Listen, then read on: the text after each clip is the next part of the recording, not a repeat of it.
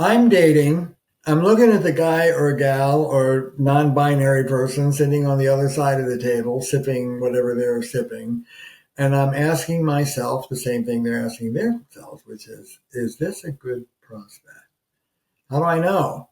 It's tricky, isn't it? I mean, first of all, let me say I'm 74 years old. I've been married 38 years. For those of you who are at the beginning of the game, just dating of whatever age, God bless.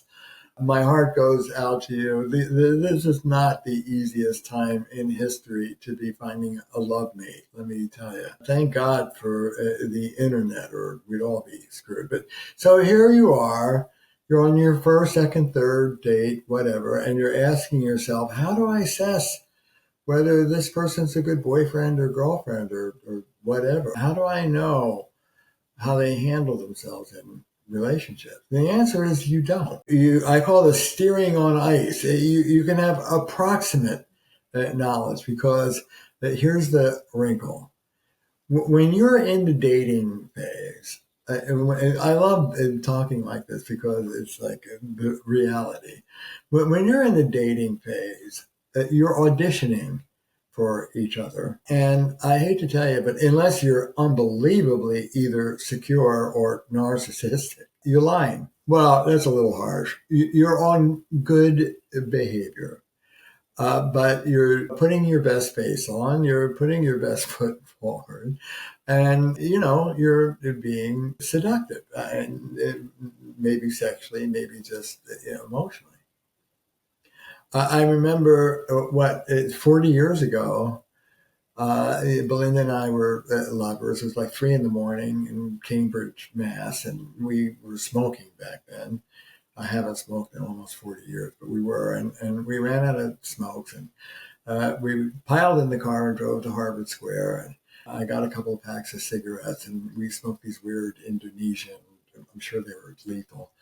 And I get into a conversation with the guy on the counter, and the conversation's so fascinating that I get back in the car and drive, and we see the store close out of my rear view window. It's now like 3 a.m. And I realized I left the cigarettes on the counter. My darling Belinda just laughs and says, "Oh my God, I'm not the kind of girl who gets upset about things like that." Fast forward 20 years, Belinda is exactly the kind of girl who gets upset over things like that. Are you kidding me? So, how do you know what they're really like? When the good behavior relaxes and they begin to show themselves, you can only kind of infer, you can guess. So, a couple of things. One, don't just pay attention to the quality of connection between the two of you. This is hard because it's seductive. But I talk about all relationships as being a cross. There's a vertical line and a horizontal line. The vertical line, which is all you'll see in the dating phase, the honeymoon phase, is what I call nose to nose energy. This is when you and the other person are principally about each other. You're literally staring into each other's eyes. And what the relationship is about is the relationship. The vertical line is the capacity to be connected and fully present in the moment. This energy is sexy, erotic, intense, high contact. It's characteristic of early stage relationships, relationships in crisis, and affairs. This is the drug that pulls people into affairs, is that attention, that nose to nose energy.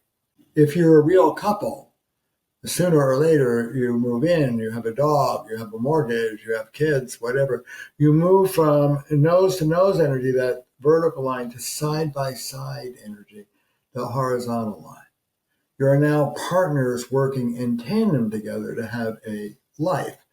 And that horizontal line is the capacity to stay connected over time.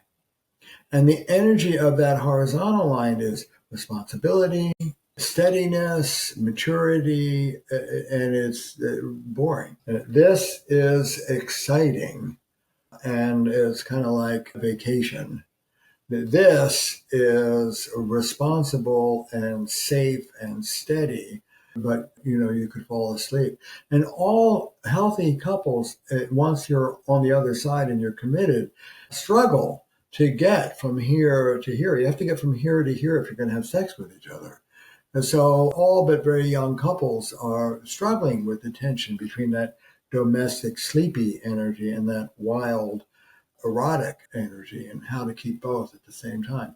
When you're dating somebody, you're going to be wafted with that in the present feeling. And a lot of people, particularly romantics, love addicts, mistake that connection for the whole thing, for intimacy.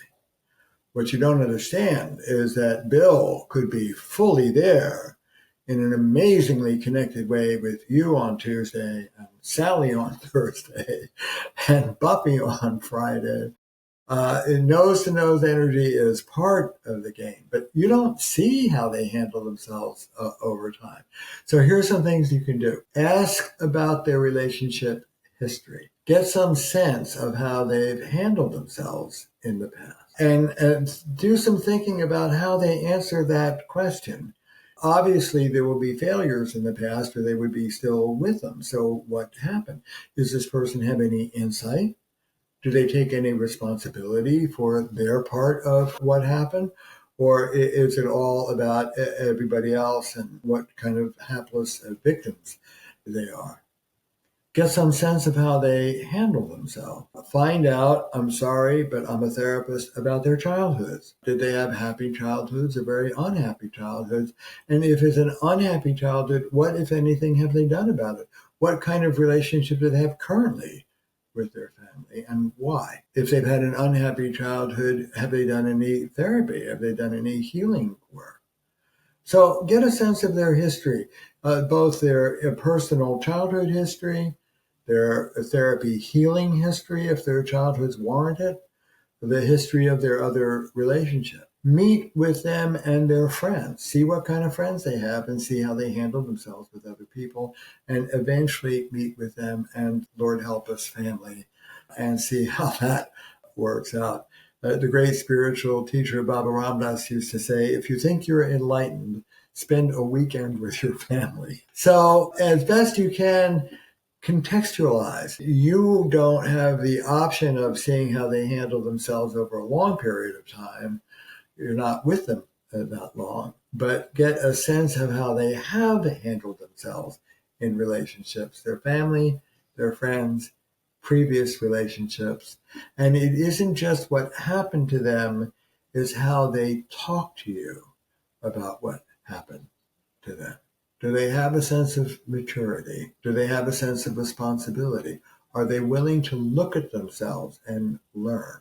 Are they an open system or closed? So do your best.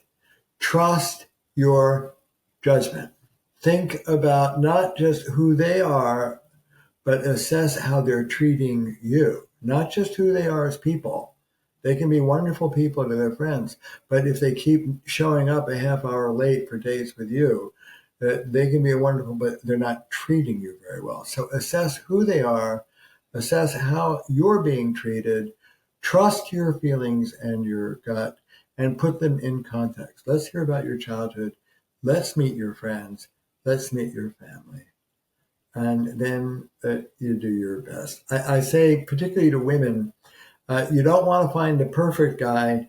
You want to find a guy who's smart, good-hearted, and willing to learn. You don't have to teach him. Take him to an online course like the ones I offer, and both of you learn relational skills. No one has to be perfect, but are they open, good, and willing to step up? Good luck. I'll be thinking of you.